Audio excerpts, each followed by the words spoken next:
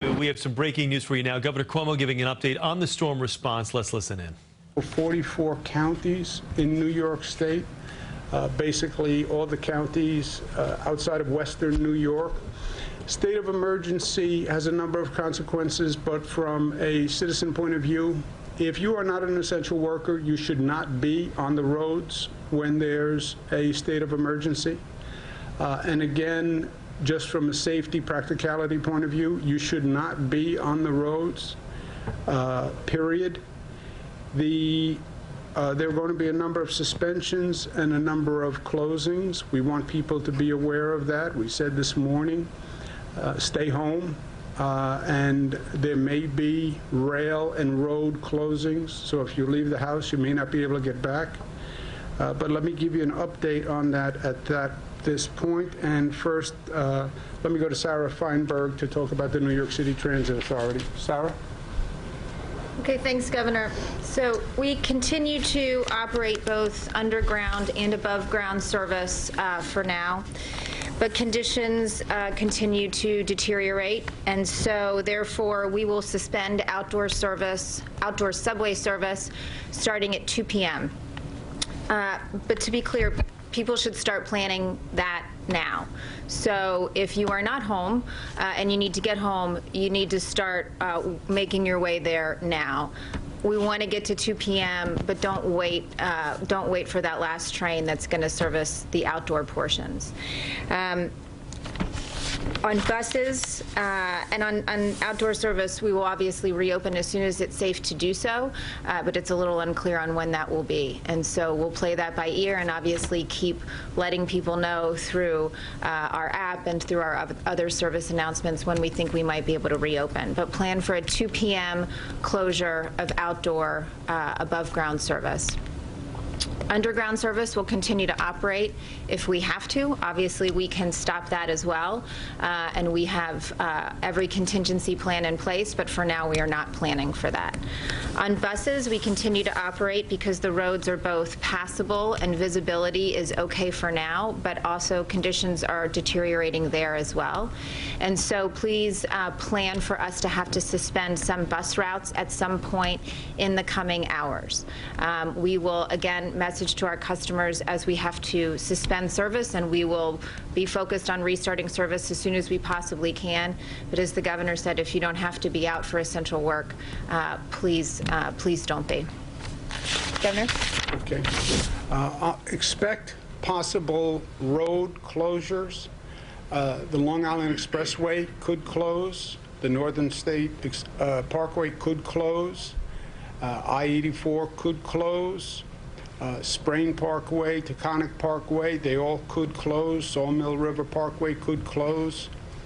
So plan that. We're not closing them at this point, but again, if the storm comes as projected, the plows will not be able to keep up, and we could very well close those roads. So keep that in mind. We'll make an announcement, but again, plan on road closures. So if you're planning on getting home via one of those roadways, I would leave as soon as possible because they could very well close in the next few hours as the snow continues.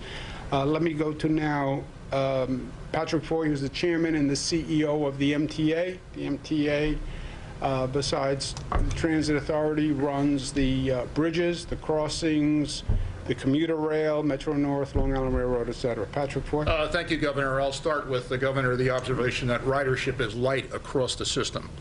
On Metro North, the last Metro North trains to and from Grand Central will leave around 3 p.m. Last Long Island Railroad trains to and from Penn Station and Atlantic Terminal will leave between 2:30 and 3:30 p.m. Customers are urged to check mta.info, which will have adjusted schedule information for both Long Island Railroad and Metro North. These trains are expected in most cases to reach their final destination by 5 p.m. with the exception of the Metro North train to Wassaic, which will arrive around 6 p.m. Governor, with respect to bridges and tunnels, we have banned empty and tandem tractor trailers. That's been in effect all morning.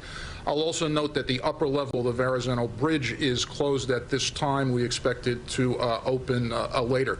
Again, Governor, customers should check Long Island Railroad, Metro North, Bridges and Tunnels, New York City Transit, MTA.info. Thanks, Governor. Great. Thank you very much, Pat. And now let's turn to Mr. Rick Cotton, the Executive Director of the Port Authority, which runs the airports and terminals. Rick? Thank you, Governor. As one might expect, the snow and the very high wind gusts have severely affected flights at the airports. Upwards of 90% of flights have been canceled already, and we expect a good percentage of the few remaining flights are likely to be canceled as well. At this point, LaGuardia has suspended operations. All flights there have been canceled. At JFK, operations are similarly fully suspended due to an electrical issue that has arisen due to the weather conditions. Newark is operating but has only 4 flights scheduled to depart, but we expect that those may be canceled as well. With respect to our PATH commuter railroad, that has been operating on a reduced schedule, but it will suspend all operations as of 3 p.m. this afternoon due to the predicted weather. We would ask anyone who is planning to use PATH, they should anticipate that it will no longer be operating trains as of 3 p.m. Thank you, Governor. Great. I want to thank Pat and Sarah and Rick and Mike Hopi for their great work. Bottom line is, this is a serious situation. It's nothing to be trifled with. Yes, we've had snowstorms before. Yes, we've been through it before. But this is a dangerous, life-threatening situation.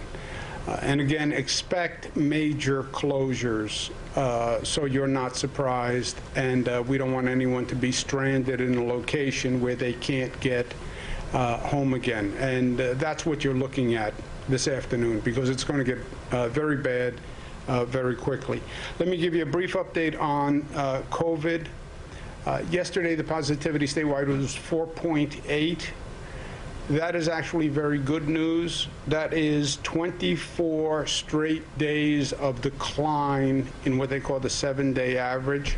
So if you're thinking in terms of the trajectory, the curve, which is what we watch, we had that holiday surge where the numbers went up. Thanksgiving, Hanukkah, Christmas, Kwanzaa, New Year's Eve, all that socialization. Numbers went up. Numbers have been coming down since. New Yorkers did a good job of keeping that number down low. Many other states, the infection rate went higher, and they're in serious trouble. I think it's evidence of the fact that New Yorkers get it, and New Yorkers care about each other, and they've been smart. But that number continues to drop. We had 141 people pass away yesterday, and they are in our thoughts and prayers. And these are numbers, but remember, they're not just numbers. It's 141 deaths. That's 140 families. That's hundreds of people who are grieving today because they lost a loved one. That's hundreds of nurses and doctors who are again working in hospitals after a horrific year. And still, Governor Cuomo with his press conference here talking about the storm, of course, which he's calling a very dangerous snowstorm. We've experienced a number of snowstorms, but this one is very dangerous. Expect some major closures if things have not been closed down already. Stay tuned with us here. We'll have all those closures for you. And then, of course, he was just wrapping things up there with news on COVID. The numbers, 24 straight days of decline, but still a large number of people dying per day due to this dreadful disease.